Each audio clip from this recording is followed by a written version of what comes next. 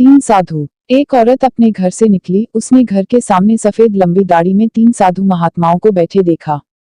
वह उन्हें पहचान नहीं पाई। उसने कहा, मैं आप लोगों को नहीं पहचानती, बताइए क्या काम है।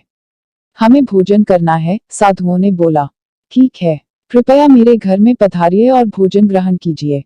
क्या तुम्हारा पति घर में है? एक साधु ने प्रश्न किया। नहीं, वह कुछ देर के लिए बाहर गए हैं, औरत ने उत्तर दिया। तब हम अंदर नहीं आ सकते, तीनों एक साथ बोले।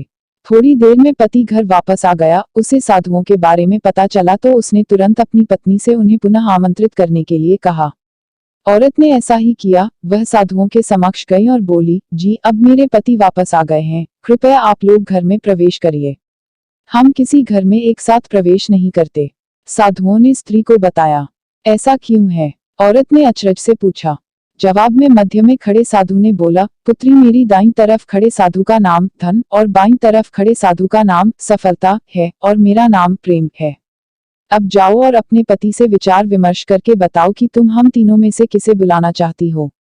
औरत अंदर गई और अपने पति से सारी बात बता दी। पति बेहद खुश हो गया।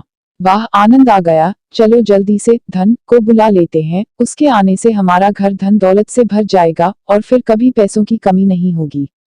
औरत बोली, क्यों न हम सफलता को बुला लें, उसके आने से हम जो करेंगे वो सही होगा और हम देखते देखते धन दौलत के मालिक भी बन जाएंगे।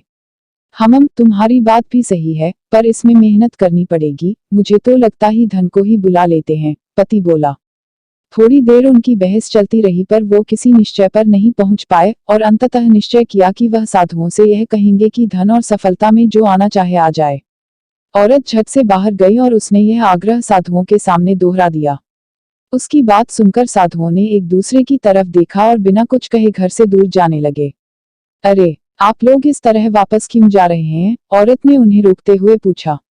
पुत्री, दरअसल हम तीनों साधु इसी तरह द्वार द्वार जाते हैं और हर घर में प्रवेश करने का प्रयास करते हैं। जो व्यक्ति लालच में आकर धन या सफलता को बुलाता है, हम वहां से लौट जाते हैं, और जो अपने घर में प्रेम का वास चाहता है, उसके यहाँ बारी बारी से हम दोनों भी प्रवेश कर जाते हैं। इसलिए इतना याद रखना कि जहाँ प्रेम है वहाँ धन और सफलता की कमी नहीं होती। ऐसा कहते हुए धन और सफलता नामक साधुओं ने अपनी बात पूर्ण की।